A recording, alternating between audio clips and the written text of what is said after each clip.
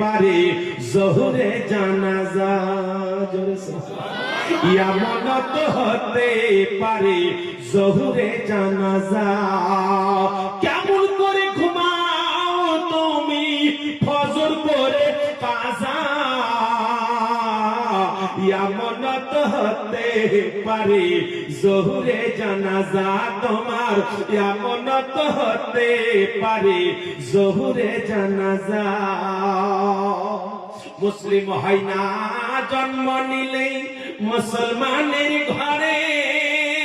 কাফের মুমিন তফাতটা হয় সালাতের উপরে, মানুষ নামাজের উপরে।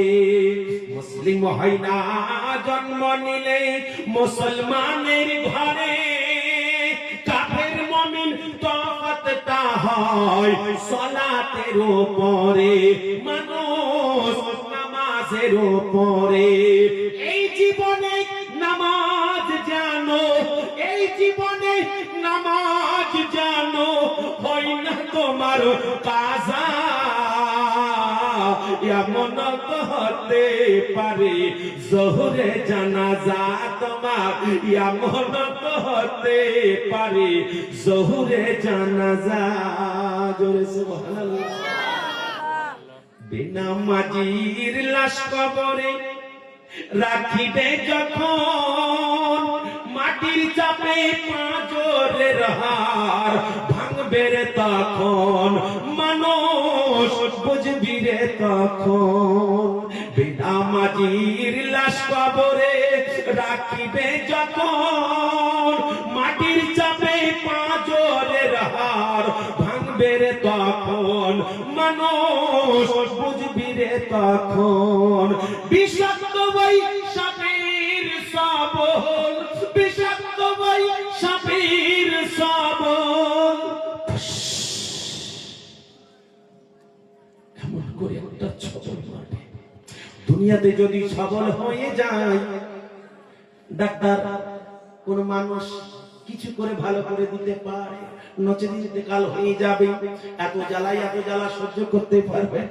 আমার আব্বা জানিরা, ভাই জানিরা, ইন্তেকালের পরে, কবরে যাবার পরে আল্লাহর তরফ থেকে যে সাপটা আসবে তাকে আযাবে ইলাহি বলা হয়।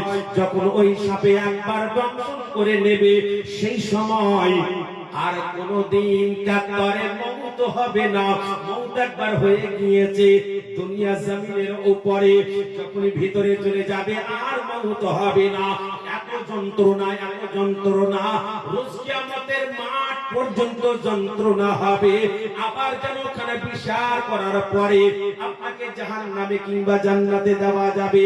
যার জন্য কবি বলছে, বিষাক্ত ওই সাপের সবল, বেনামাজির সাজা। এমনত হতে পারে জোহরে জানাজা তোমার।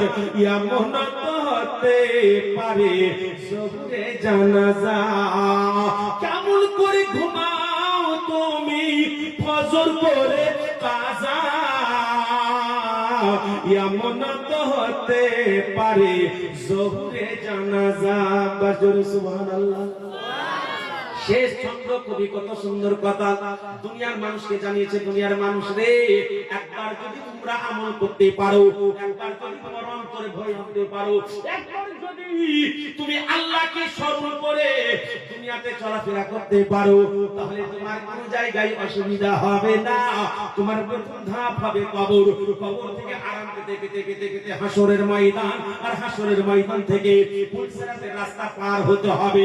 ৩০,০০০ বছরের রাস্তা, চুলের চাইতে মিহি, হীরার চাইতে ধার। ওই রাস্তাতে পার হতে হবে। আল্লাহর নবী বলছে, শোনো, যখন তুমি কবরে নাজাত পেয়ে গেছো, প্রত্যেক জায়গাতে পার হয়ে যাবে। ৩০,০০০ বছরের রাস্তা নিমিষের মধ্যে যেমন আকাশে মেঘ চমকে যায়, ওই রকম ভাবে চিক করে তোমাকে এপার থেকে ওপারে দেওয়া হবে, আর তুমি জান্নাতে চলে যাবে। জোরে বলো সুবহানাল্লাহ। বেনামাজি পাবে না হাই নবীর শাফায়াত, দোজখ হবে শেষ ঠিকানা, আঘাত আর আঘাত।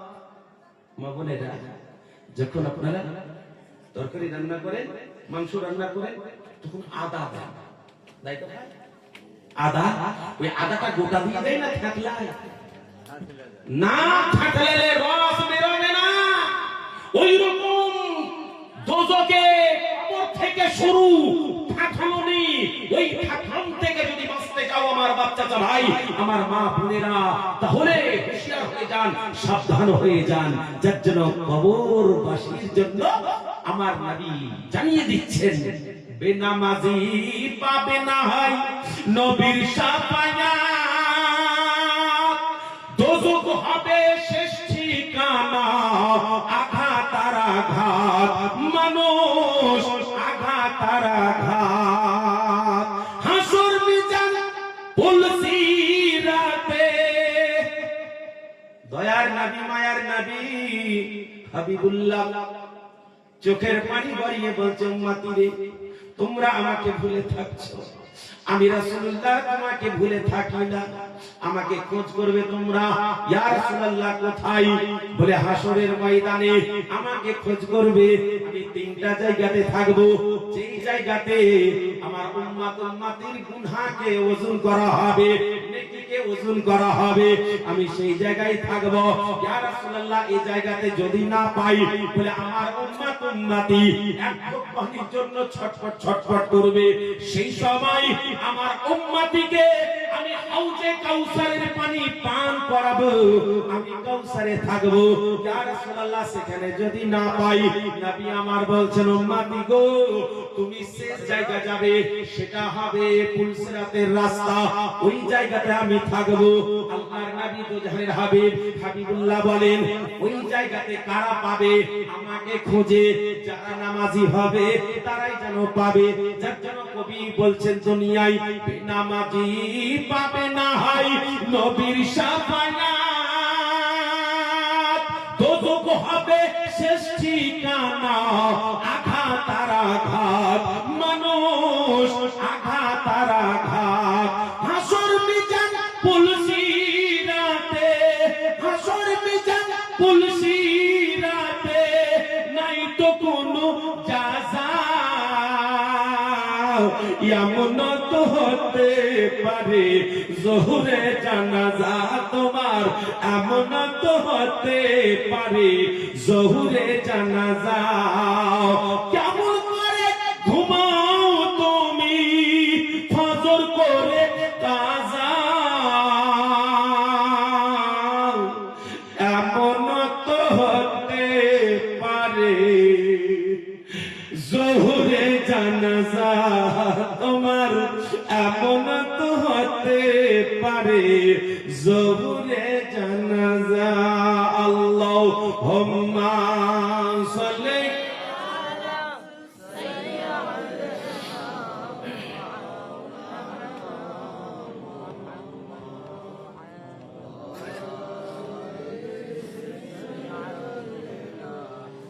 মাওলানা মুহাম্মদ সাল্লাল্লাহু তাআলা আলাইহি ওয়াসাল্লাম।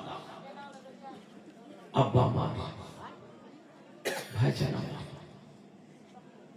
আল্লাহর নবী দুজাহানের হাবিব হাবিবুল্লাহ বলেন, আমার আহলে বাইতকে একটু স্মরণ করো।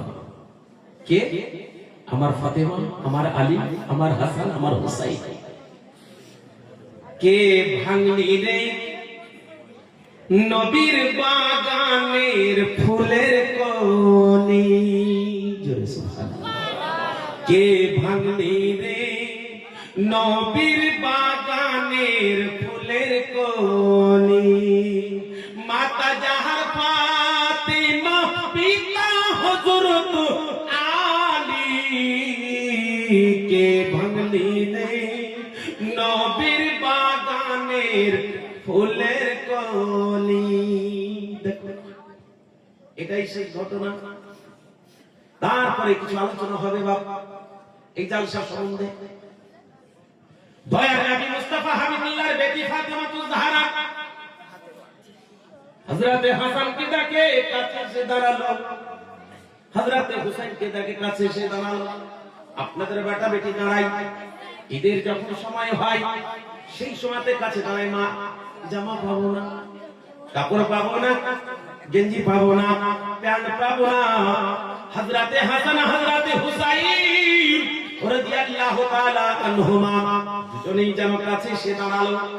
আম্মা জান, কালকে সকালে ঈদের নামাজ হবে, এখন পর্যন্ত আমাদের জামা কাপড়ের ব্যবস্থা হলো না। মা গো মা,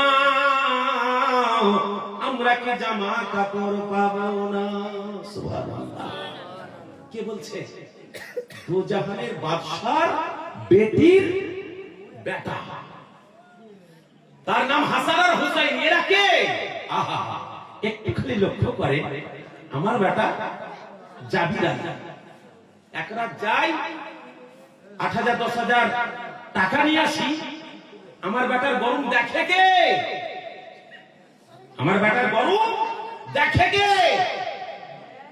ভাই ইনকাম করে ৫০,০০০ টাকা, বেটা গান ঠাকুরতি খেলে বেড়াচ্ছে, ইনকামের দিকে নাই কেন? বাপের তো মেলা। আমার আব্বা জানে না, ভাই জানে না, দোজাহানের বাদশা, দোজাহান মানে হচ্ছে জমিন আসমান, এই দোজাহান, দোজাহানের বাদশা হাবিবুল্লাহর বেটি। যদি বাদশার বেটি ফাতেমা হয়, তাহলে ফাতেমার মান কত বড়, শান কত বড়। আর ফাতেমার মান শান যদি এত বড় হয়, তাহলে হাসান হোসাইনের মান শান কত বড় হবে। আমার হাসান হোসাইনকে নবী পাক সাইদে কাউনমাকা ইরশাদ করে বলে দিয়েছেন, আশ-শাবাবু আল হাসান ওয়াল হুসাইন হুমা রাইহানা ইয়ামিনাদ দুনিয়া। হাসান হোসাইন এরা হচ্ছে দুনিয়ার দুটো ফুল, এই ফুলকে যে নিয়ে খেলা করবে সেই হবে জান্নাতি, দুনিয়াতেই জান্নাতের সার্টিফিকেট পেয়ে যাবে। আমার আব্বা জানেরা, ভাই জানেরা, আমার দয়ার নবী মুস্তাফা